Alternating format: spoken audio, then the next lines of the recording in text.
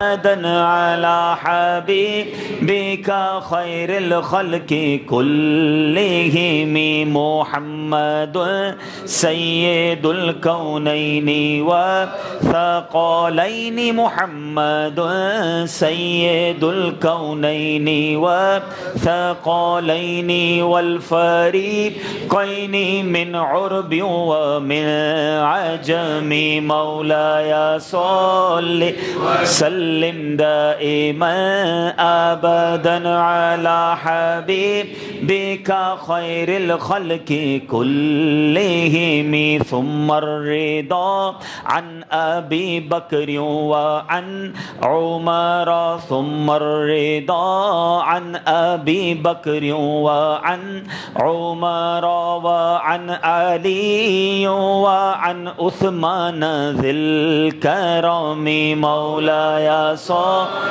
وسلم دائما ابدا على حبيبك خير الخلق كلهم۔ وہ شعر جس کے بارے میں علماء فرماتے ہیں دل میں کوئی تمنا ہو، کوئی آرزو ہو، کسی پریشانی یا کسی مصیبت میں مبتلا ہو، اس شعر کو اس نیت سے پڑھیں، اللہ وہ مشکل دور فرمائے گا، وہ مراد پوری ہو جائے گی۔ پہلے شعر کا مطلب سمجھ لیں تاکہ جب بھی پڑھا جائے قصیدہ بردہ میں آپ شوق سے مزید پڑھیں۔ یا رب بالمصطفیٰ بلغ مقاصدنا، اے اللہ مصطفیٰ کریم علیہ الصلوۃ والسلام کے صدقے ہماری آرزوئیں، ہمارے مقاصد پورے فرما دے۔ واغفر لنا ما مضى یا واسع الکرم، اے رب کریم اور ہماری بھی مغفرت کر، اور ہمارے جو لوگ، ہمارے رشتہ دار، ہمارے جاننے والے ہم سے بچھڑ گئے، اے اللہ ان کی بھی مغفرت فرما۔ مل کر یا رب بالمصطفیٰ بلغ مقاصدنا، یا رب بالمصطفیٰ بلغ مقاصدنا واغفر لنا ما مضى یا واسع الکرم مولاي صل وسلم دائما ابدا على حبيبك خير الخلق كلهم۔ الحمد لله رب العالمين والصلاة والسلام على سيد المرسلين، اما بعد فاعوذ باللہ من الشیطان الرجیم، بسم اللہ الرحمن الرحیم۔ پڑھیے الصلاۃ والسلام علیک یا رسول اللہ وعلی آلک واصحابک یا حبیب اللہ، الصلاۃ والسلام علیک یا نبی اللہ وعلی آلک واصحابک یا نور اللہ۔ نویت سنت الاعتکاف۔ میٹھے میٹھے اور پیارے پیارے اسلامی بھائیوں، جب بھی مسجد میں داخل ہوں تو اعتکاف کی نیت ضرور کر لیا کریں۔ آج اللہ کا شکر ہے کہ ایک بار پھر جیتے جی ہمیں ماہ رمضان بھی رب نے عطا کیا اور عید کا مسرت کا دن بھی عطا کیا۔ ہم اللہ سے دعا کرتے ہیں اللہ کریم آج کے دن کی حقیقی خوشیاں ہمیں عطا فرمائے۔ درود پاک پڑھنے کے بے شمار فضائل و برکات ہیں۔ ایک بار کسی بھکاری نے مولا علی کرم اللہ تعالی وجہ الکریم سے سوال کیا، کچھ آپ سے مدد مانگی۔ تو اچھا، اس بھکاری نے کچھ دیر پہلے کفار سے سوال کیا کہ آپ ہمیں کچھ دیجئے، تو ان کفار نے عذرائے مذاق، مولا علی کرم اللہ تعالی وجہ الکریم قریب ہی تھے، کہا ان سے جا کے مانگو تو وہ تمہاری مدد کریں گے۔ اب وہ حضرت کی بارگاہ میں آ گیا، بظاہر مولا علی کے پاس کوئی نعمت بظاہر نہیں تھی۔ آپ نے کہا ہاتھ پھیلاؤ، اس شخص نے ہاتھ پھیلایا، مولا علی کرم اللہ تعالی وجہ الکریم نے اس کے ہاتھ پر 10 بار درود شریف پڑھ کر دم کر دیا، فرمایا مٹھی بند کر لو اور اب ان کے سامنے جا کر کھول دو۔ اب وہ جو غیر مسلم تھے وہ ہنسنے لگے کہ پھونک مارنے سے کیا ہوتا ہے، لیکن کس کی پھونک تھی؟ دم کس کا تھا؟ شیر خدا کا ہے۔ اب مولا علی کرم اللہ تعالی وجہ الکریم نے درود پاک پڑھ کر دم کیا تھا۔ اب جا کر اس بندے نے، اس فقیر نے جب ان غیر مسلموں کے سامنے اپنے ہاتھ کو کھولا تو اس کی مٹھی میں ایک سونے کی اشرفی یعنی دینار موجود تھا۔ مولا علی کی ایک کرامت دیکھ کر کئی غیر مسلم جو ہے کلمہ پڑھ کر مسلمان ہو گئے۔ تو بہرحال درود پاک کی کیا بات ہے، درود پاک اپنی زندگی کا ایسا معمول بنائیے۔ ماشاءاللہ کئی اسلامی بھائیوں نے امید ہے کہ ماہ رمضان میں کثرت سے درود پاک پڑھے ہوں گے، لیکن اب یہ روٹین کنٹینیو کرنی ہے۔ آج سچی بات بتاؤں، یوم عید بھی ہے اور ہم سب کا یوم امتحان بھی ہے۔ آج ٹیسٹنگ ڈے ہے. فجر میں ماشاءاللہ اتنی بڑی تعداد دیکھ کر بہت خوشی ہوئی, اور یہ مسجد والوں نے بھی بڑا کمال کیا کہ آخری وقت میں فجر کی جماعت, اول وقت میں عید کی نماز. مگر ٹیسٹنگ ڈے یہ ہے کہ کیا آج ظہر میں بھی ہم نے مسجد میں آنا ہے یا نہیں آنا ہے. ہماری آج کی جو فرض نمازیں ہیں, کیونکہ کمال یہ ہے, عجیب سی بات ہے, سارا مہینہ نماز پڑھنے کی پریکٹس ہو گئی, اب تو پورا سال آسانی سے نماز پڑھنا چاہیے. مگر کئی بدقسمت وہ ہیں جنہوں نے کل عشاء بھی قضا کی ہے. آج عید پڑھیں گے مگر فجر قضا کر دیتے ہیں. عید کی امپورٹنس اتنی ہے کہ جناب روڈیں بھر جاتی ہیں, بالکل امپورٹنس ہے, لیکن نماز عید واجب ہے, نماز فجر فرض ہے. یاد رکھیے, واجب سے فرض کا مرتبہ زیادہ ہے, مگر فرض کی فکر نہیں ہے. تو خدا را اے میرے میٹھے اسلامی بھائیوں, سب سے پہلی نیت تو میں بھی کروں اور آپ بھی کریں کہ انشاءاللہ مسجد سے جو ناطہ جڑا ہے اب اس کو توڑیں گے نہیں انشاءاللہ. اب انشاءاللہ نمازوں کی پکی پابندی رہے گی انشاءاللہ. اور یہ اس کے لیے کچھ اقدامات کرنے ہوں گے, صرف نعرہ لگانے سے نہیں ہو جائے گا. اقدامات کیا کرنے ہوں گے کہ ہم نماز کیوں پڑھتے تھے رمضان میں؟ سارا گھر پڑھتا تھا, سارے ہی دوست پڑھتے تھے, سارا ہی محلہ پڑھتا تھا, تو ہر کوئی نماز پڑھ رہا ہے, ہم بھی پڑھ رہے ہیں. شیطان بھی بند تھا. اب وہ تو پوری طاقت کے ساتھ آیا ہے نا کہ پورا مہینہ انہوں نے اللہ کو بڑا راضی کر لیا ہے, پورا مہینہ بڑی عبادت کر لی, اب ان کو بہکاؤ. ہو سکتا ہے میرے کسی بھائی کا آج دن میں پلان ہو کچھ گناہ کا کام کرنے کا. فلموں کی ٹکٹیں بک ہو جاتی ہیں, اب تو پتہ نہیں کیا حال ہے, لیکن پہلے دیکھتے تھے کہ سنیما گھروں کے باہر لائن لگی ہوتی تھی, ڈراموں کی ٹکٹیں بک ہو رہی ہوتی تھیں, حرام کاموں کی پلاننگز ہو رہی ہوتی تھی. میں آپ سے سوال کرتا ہوں, رمضان میں ہم اللہ کی عبادت کر رہے تھے, شیطان بند تھا, اب چاند نظر آنے کے بعد شیطان کھل گیا ہے. اب امتحان ہے ہمارا, ہم رحمان کے بندے ہیں یا شیطان کے بندے ہیں. اب ہم نے اپنے ایٹیٹیوڈ سے, اپنے طرز عمل سے یہ ثابت کرنا ہے کہ شیطان تو نے جتنا زور لگانا ہے زور لگا لے, ہم رحمان عز و جل کے بندے ہیں, ہم نے نہیں کرنی اس کی نافرمانی. ہم تیری کیسے مان لیں؟ تو جہنم میں لے جانا چاہتا ہے اور میرے رب کی رحمت ہم پر برسنا چاہتی ہے. آج میں آپ کو جو حدیث سنانا چاہتا ہوں نا, عید کا دن ہے, دا موسٹ ریلیونٹ حدیث فار ٹوڈیز ڈے, آج کے دن کے لیے شاندار حدیث ہے. اللہ اکبر. اللہ کے حبیب علیہ الصلوۃ والسلام فرماتے ہیں, اور سیدنا عبداللہ ابن عباس رضی اللہ تعالیٰ عنہما کی روایت ہے کہ جب عید الفطر کی مبارک رات آتی ہے, جو لاسٹ نائٹ گزری نا, کل رات جو گزری, لیلۃ الجائزہ کہا گیا, اس کو انعام کی رات کے نام سے پکارا جاتا ہے. اب غور کیجئے, اس رات مزدوری ملتی ہے, وہ رات تو گزر گئی, خوش نصیبوں نے یہ رات بھی عبادت میں گزاری. مگر میں کل ہی ہمارے ایک بھائی یہاں بھی بیٹھے, انہوں نے مجھے کہا کہ یہ حال ہوتا ہے کہ لوگ صبح 4-5 بجے تک شاپنگ میں مصروف ہوتے ہیں. اچھا, پھر جب شاپنگ کرتے ہیں تو ایسا تو نہیں ہے کہ بدنگاہی سے بچ پاتے ہوں, غفلت سے بچ پاتے ہوں. میں کہتا ہوں کوئی گناہ نہیں کیا, شاپنگ ہی کرتے رہے, لیکن جو انعام اور مزدوری ملنے کی رات تھی, جو رب کو پکارنے کی رات تھی, میں نے بازاروں میں گزار دی. گھر میں بیٹھتا, کوئی سورہ ملک کی تلاوت کرتا, کوئی ہاتھ اٹھا کر اپنی کوتاہیوں کی معافی مانگتا کہ یا اللہ مزدوری تو اس کو ملے گی نا جس نے کچھ کام کیا, اے اللہ میں تو کچھ بھی نہ کر سکا, غفلت ہی غفلت رہی, خوش نصیبوں کے صدقے بخش دے. اب سنو نبی پاک اس روایت میں آگے کیا ہے کہ جب عید کی صبح ہوتی ہے, اس وقت عید کی صبح ہے, غور سے سنیے گا, تو اللہ عز و جل اپنے معصوم فرشتوں کو تمام شہروں میں بھیجتا ہے.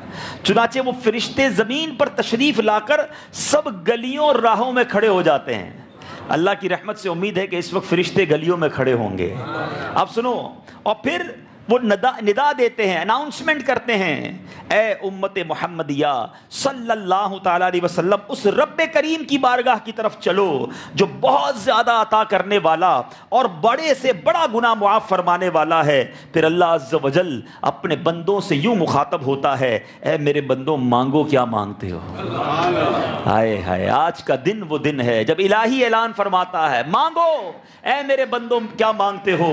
اور پھر فرماتا ہے میرے عزت و جلال کی قسم, آج کے روز نماز عید کے اس اجتماع میں اپنی آخرت کے بارے میں جو سوال کرو گے پورا کروں گا.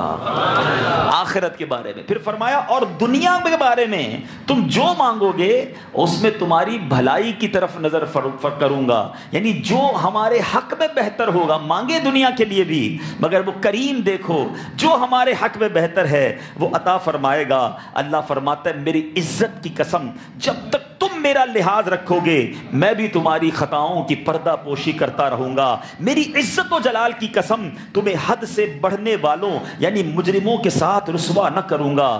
پس اپنے گھروں کی طرف مغفرت یافتہ لوٹ جاؤ. ہیں جب نماز عید اور دعا سے فارغ ہو کر جاتے ہیں نا تو اللہ اعلان فرماتا ہے جاؤ اب مغفرت یافتہ ہو کر لوٹ جاؤ. تم نے مجھے راضی کر دیا میں تم سے راضی ہو گیا. سوچو یار کیا کرم نوازی ہے. آج کا دن کتنا امپورٹنٹ ہے.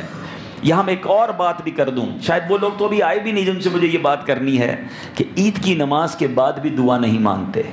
یہ آج مانگنے کا دن ہے. میں تو مشورہ دوں گا ہماری دعا ختم بھی ہو جائے نا, یہاں سے فارغ ہو جائیں, تھوڑی دیر اور بیٹھ جانا اللہ کے گھر میں.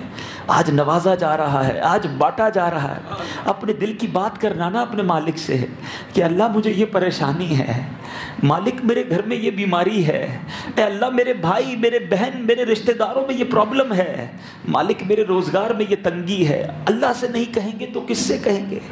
اس کے سوا کون ہے مشکل حل کرنے والا؟ اس کے سوا کون ہے مصیبت دور کرنے والا؟ آج وہ خود فرماتا ہے مانگو کیا مانگتے ہو, اور مجھے جلدی ہے بھاگنے کی, میں دامن پھیلانے کے لیے تیار نہیں. اپنے آپ سے پوچھو ہم دعا میں کتنی کنجوسی کرتے ہیں. دل سے مانگو اپنے رب سے, وہ کریم عطا فرمائے گا, وہ عطا فرمانے والا ہے. مولا حضرت عمر رضی اللہ تعالیٰ عنہ کا طرز عمل کیا تھا؟ اے وہ لوگوں جو تیاریوں میں مصروف ہیں گناہ کرنے کی, جو جناب اللہ کو ناراض کرنے کے پلان بنا رہے ہیں کہ جناب بڑی عبادت کر لی اب انجوائے کریں گے. انجوائمنٹ کی شریعت میں منع نہیں ہے. آپ اچھے کپڑے پہنیں, آپ اچھا کھانا کھائیں, اپنے فیملی کے ساتھ انجوائے کریں, مگر within a boundary of شریعہ نا. شریعت سے باہر نکل کر تو آپ نہ اللہ کو ناراض کریں. ایسا کریم مالک حضرت عمر رضی اللہ تعالیٰ عنہ سے اہل مدینہ نے سوچا کہ چلو عمر کے پاس چلتے ہیں اور جا کر ان کو عید کی مبارکباد دیتے ہیں. دروازہ کھٹکھٹایا گیا, دروازہ کھلتا ہے. کون ہے سامنے؟ حضرت عمر رضی اللہ تعالیٰ عنہ. یہ کون ہے؟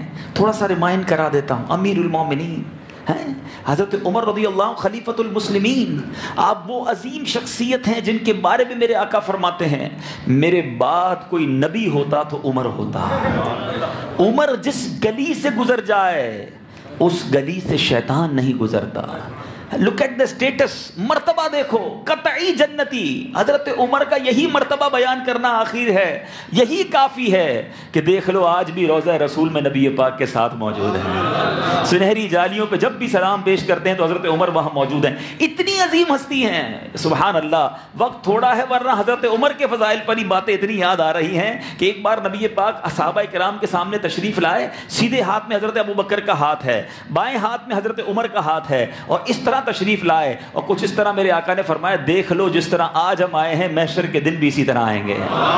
اس طرح اپنے مزار سے میرے آقا نکلیں گے کہ ایک ہاتھ میں حضرت ابوبکر کا ہاتھ ہوگا, ایک ہاتھ میں حضرت عمر کا ہاتھ. اتنے زبردست صحابی, اتنی مقبول شخصیت. عید کے دن آنکھوں میں آنسو ہیں. لوگوں نے پوچھا حضور آج تو خوشی کا دن ہے, آج تو انجوائمنٹ کا دن ہے, مبارکباد دینے کا دن ہے, آج کے دن آپ رو رہے ہیں. حضرت عمر کہتے ہیں جو ان کی گفتگو کا خلاصہ ہے کہ عید تو ان کی ہے جنہیں یہ پتہ ہو کہ ان کے روزے قبول ہو گئے. عید تو ان لوگوں کی ہے جنہیں یہ پتہ ہو کہ ان کی عبادتیں قبول ہو گئیں. عمر نہیں جانتا کہ وہ مقبولوں میں شامل ہے یا مردود یا مطرودین میں شامل ہے کہ جن کی عبادتیں ضائع ہو گئیں, جن کی عبادتیں لوٹا دی گئیں, منہ پہ مار دی گئیں. سوچئے یہ ہمارے اسلاف کا انداز تھا. کبھی شرمندگی, کبھی تھوڑا سا دل میں خیال آیا کہ یار کیا کیا رمضان میں. بس آج میں ایک میسج بہت ضروری سمجھتا ہوں دینا کہ پلیز اس بار ایسا نہ ہو کہ رمضان گیا اور ہم بھی چلے جائیں. یہ مسجد صدا نہ لگائے کہ کہاں گئے نمازی, رمضان تو چلا گیا, مسلمان کدھر چلے گئے. ماہ رمضان میری اور آپ کی پیوریفیکیشن کروانے آیا تھا. کوئی ہے آپ میں سے ایسا؟ بڑی گرمی کے رمضان ہم نے گزارے, اللہ مبارک کرے جنہوں نے روزے رکھے. افطار سے 10 منٹ پہلے آپ میں سے کوئی ایک ایسا ہے کہ جس نے افطار سے صرف 10 منٹ پہلے اکیلا تھا, پیاس لگی تھی, گھر میں شربت بھی تھا, کوئی دیکھنے والا بھی نہیں تھا, اور اس نے فریج سے نکال کر پانی پیا ہو؟ کوئی ایک نہیں ہوگا آپ میں سے. آپ میں سے دنیا میں کوئی ایک مسلمان نہیں ہوگا. بوڑھا بچہ نوجوان سب نے افطار کے وقت افطار کیا. کیوں؟ پہلے کر لیتے, کوئی نہیں دیکھ رہا تھا نا. تو آپ کہیں گے حضور اللہ تو دیکھ رہا تھا. ایسا ہی ہے نا, یعنی روزے نے پریکٹس کیا کروائی میری اور آپ کی. ہم اکیلے کمرے میں تھے, کئی بار ایسا ہوا رمضان میں گھر میں کوئی نہیں تھا, فریج میں جوس بھی تھا, پانی بھی تھا, فروٹ بھی کٹا ہوا تیار تھا, مگر افطار میں 10 منٹ تھے, کیوں نہیں کھایا آپ نے؟ آپ کے دل نے یہ صدا لگائی, کوئی نہیں دیکھ رہا, اللہ دیکھ رہا ہے. افطار سے پہلے نہیں کھانا, افطار سے پہلے نہیں پینا. میرا ایک سوال ہے آپ سے, کیا یہ فروٹ کھانا اگر روزہ نہ ہوتا تو ناجائز تھا؟ پانی پینا ناجائز تھا؟ شربت پینا ناجائز تھا؟ ساری حلال چیزیں آپ کے فریج میں تھیں. اے مسلمانوں, اس میسج کو آج یاد رکھنا, جب تم نے پورے رمضان 30 دن حلال چیزوں کو اللہ کی وجہ سے چھوڑ دیا, کوئی دیکھنے والا نہیں تھا, تمہارا یہ یقین تھا کہ اللہ دیکھ رہا ہے, تو اب حرام چیزوں کی طرف جاتے وقت یہ کیوں خیال نہیں آتا کہ اللہ دیکھ رہا ہے؟ کیا اب اللہ نے نہیں دیکھنا معاذ اللہ؟ کیا یہ ذہن بن گیا؟ وہ سمیع ہے, وہ بصیر ہے, وہ اب بھی دیکھ رہا ہے. تم نے حلال چھوڑا, اللہ دیکھ رہا ہے اس لیے کہ روزہ ہے میرا. اب حرام کرتے وقت کیسے یاد نہیں آئے گا کہ اللہ دیکھ رہا ہے؟ اللہ کرے میرے اور آپ کے دل پر نقش ہو جائے کہ اللہ دیکھ رہا ہے. ایک بار پھر پکی نیت کرو اللہ کے گھر میں, آج کے بعد کوئی نماز قضا نہیں ہوگی. ہمیں ایسے دوست نہیں چاہیے. آپ کہیں گے یار ہم نہیں کرتے, دوست لے جاتے ہیں, دوستوں نے پلان بنایا ہوا ہے. وہ دوست کس کام کے, میں آپ سے پوچھتا ہوں, جو پکڑ کر مجھے حرام کی طرف لے جائیں؟ یہ وہ دوست ہیں جو مرنے کے بعد ہمارا جنازہ بھی نہیں پڑھ سکتے, ہماری قبر پر آ کر فاتحہ پڑھنا انہیں نہیں آتا. ایسے دوست کس کام کے؟ مجھے وہ دوست چاہیے جو ہاتھ پکڑ کر مجھے اللہ کے گھر کی طرف لے آئیں. میں کہیں بگڑنے لگوں, بھٹکنے لگوں, برے کام کی طرف جانے لگوں, تو میرا ہاتھ تھامے کہ بھائی کدھر, جنت اس طرف ہے, اور مجھے مسجد کی طرف لے کر آئیں. اور جب میرا انتقال ہو تو میرے وہ دوست نماز پڑھ کے اللہ کی بارگاہ میں میرے لیے دعا تو کریں نا, میری قبر پر آ کر قرآن تو پڑھیں. اب آپ نے فیصلہ کرنا ہے کہ مجھے کیسے دوست چاہیے جو مجھے جنت کی طرف لے جائیں, یا وہ گیدرنگ چاہیے جس نے آج شام کی, کل کی, پرسوں کی پلاننگ بنا کے رکھی ہے, اور ہمارا نام بھی اس گروپ میں رکھا ہے کہ تم نے بھی ہمارے ساتھ چلنا ہے. آپ کی مرضی ہے. نوجوان مر رہے ہیں, ہمارے سامنے جنازے اٹھ رہے ہیں, کیا معلوم کسی گناہ کی جگہ پر اگر کسی میرے بھائی کو موت آ گئی تو وہ اللہ کو کیا منہ دکھائے گا؟ ایسا نہ کرنا. یہ چند دنوں کا طوفان ہے, پھر لائف روٹین میں آ جائے گی, جابز کھل جائیں گی, بزنس پہ ہم چلے جائیں گے, اپنی لائف کی روٹین میں آ جائیں گے, پھر گناہ کے لیے اتنا ٹائم شاید نہ ملے. مگر یہ 3 دن واقعی گناہوں کا سیلاب آنا ہے. اپنے آپ کو بچائے رکھنا. اللہ مجھے بھی محفوظ رکھے, آپ کو بھی محفوظ رکھے, اور اس امت کو اس گناہوں کے سیلاب سے بچانے کے لیے دعوت اسلامی کا مدنی چینل شاندار نشریات لا رہا ہے. اتنی انٹرسٹنگ, اتنی خوبصورت ہم نے نشریات بنائی ہیں تاکہ ادھر ادھر گناہوں بھرے چینل پر بھی نہ جائیں, کسی ایسی تفریح گاہ میں بھی نہ جائیں جہاں کے گناہ ہو. گھر میں بیٹھیں اپنی فیملی کے ساتھ, کھائیں پیئیں مسکرائیں اور مدنی چینل دیکھتے رہیں تاکہ ہماری عید بھی نیکیوں کے ساتھ گزرے. اللہ تعالی ہم سب کو عمل کرنے کی توفیق عطا فرمائے. اب نماز عید کا میں طریقہ کچھ بیان کر دیتا ہوں. یاد رہے کہ ہر صاحب نصاب مرد و عورت پر فطرہ نماز عید سے پہلے واجب ہے. امید ہے آپ نے ادا کر دیا ہوگا, لیکن اگر میرا کوئی ایسا بھائی ہے جو عید کی نماز تک بھی فطرہ ادا نہ کر سکا تو نماز عید کے بعد بھی ادا کر سکتا ہے. تو نماز عید بہت آسان ہے, آپ نے ٹینشن نہیں لینی ہے, اور ایزیلی سمجھ لیں گے تو میرا خیال ہے کہ سمجھنا آسان ہو جائے گا. ابھی میرا خیال ہے ہمارے پاس 5 منٹ ہیں, 7 منٹ ہیں, ٹھیک ہے, تو 2-4 منٹ مزید بات کر لیتے ہیں اور پھر میں انشاءاللہ نماز عید کا, میں چونکہ ٹائم کے ساتھ چلنے کی کوشش کر رہا ہوں, آپ نے بڑا کریکٹلی ٹائم دیا ہوا ہے 6:02, تو انشاءاللہ پوری کوشش ہوگی کہ ہم اسی ٹائم پہ نماز عید شروع کر دیں. تو میں عرض کر رہا تھا ایک تو اپنے آپ کو گناہوں سے بچانا. مجھے ایک روایت یاد آ گئی نسائی شریف میں, ون آف امیزنگ. ہم اصل میں دوست کو سلیکٹ کرتے وقت بھی نہیں سوچتے. شریعت دیکھیں, اسلام کتنا خوبصورت مذہب ہے کہ جس نے ہمیں دوست کس کو بنانا ہے اس کی بھی رہنمائی فرمائی ہے. ایک حدیث پاک کا مضمون ہے کہ بندہ اپنے دوست کے دین پر ہوتا ہے. جیسا دوست ہے نا ویسا اس کا دین, ویسا اس کا معمول گنا جائے گا. اب اس سے سمجھ لیں کہ جو بد مذہبوں سے دوستیاں لگاتے ہیں, غیر مسلموں سے دوستیاں لگائی ہوئی ہیں, وہ لوگ جو معاذ اللہ اولیاء کرام, صحابہ کرام, خود نبی پاک علیہ الصلوۃ والسلام کی شان میں نہ جانے کیا کیا بولتے رہتے ہیں, اور کہتے ہیں یار بس وہ دوست ہے, میرا ویسے کوئی تعلق نہیں, ہماری گیدرنگ میں ہوتا ہے. آپ کے والد کو کوئی گالی دے, اس کو ساتھ بٹھاؤ گے, اس کے ساتھ کھانا کھاؤ گے, اس کو تحفہ دو گے, لیکن کسی کا عقیدہ, اس کے بلیفز کچھ بھی ہوں, ہم اس کے ساتھ اٹھتے بیٹھتے ہیں, کہتے ہیں نہیں جناب گیدرنگ ہے. خود سوچئے کہ میں کس سے دوستی کر رہا ہوں. اور یہ روایت یاد رکھیے گا کہ بندہ اپنے دوست کے دین پر ہوتا ہے. اور مجھے نسائی شریف کی جو حدیث یاد آئی، اللہ اکبر، حدیث کا خلاصہ ہے اور پھر اس سے میسج لینا ہے کہ میں نے کیسا دوست بنانا ہے۔ نبی پاک علیہ الصلوۃ والسلام فرماتے ہیں کہ ایک بندہ اللہ کی بارگاہ میں قیامت کے دن کھڑا ہو جائے گا اور اس طرح لڑے گا، حدیث کے الفاظ ہیں، ایک ہوتی مان والی لڑائی، ایک ہوتی جھگڑے والی لڑائی اور ایک محبت والی لڑائی۔ اس طرح اللہ سے جھگڑا کرے گا اور اللہ سے عرض کرے گا، مولا تو نے میرے دوست کو، میرے ساتھ نماز پڑھنے والے کو جہنم میں ڈال دیا۔ اے اللہ، میں گواہی دیتا ہوں اس نے میرے ساتھ نماز پڑھی ہے، اس نے میرے ساتھ روزے رکھے ہیں۔ وہ بندہ اللہ کی بارگاہ میں مرتبہ رکھتا ہوگا، وہ اللہ کا نیک بندہ ہوگا، کھڑا ہو جائے گا اللہ کی بارگاہ میں اور نبی پاک فرماتے ہیں اللہ سے جھگڑا کرے گا کہ یا اللہ تو نے میرے دوست کو جس نے میرے ساتھ نمازیں پڑھی، میں گواہی دیتا ہوں وہ ایمان والا تھا، نہ روزے رکھے، اور تو نے اسے جہنم میں ڈال دیا۔ رب فرمائے گا جاؤ اپنے دوست کا ہاتھ پکڑ کے جہنم سے نکال کے لے آؤ، اور وہ اللہ کا نیک بندہ اللہ کی رضا پا کر اپنے اس دوست کو ہاتھ پکڑ کر جہنم سے نکالے گا اور اپنے ساتھ جنت میں لے جائے گا۔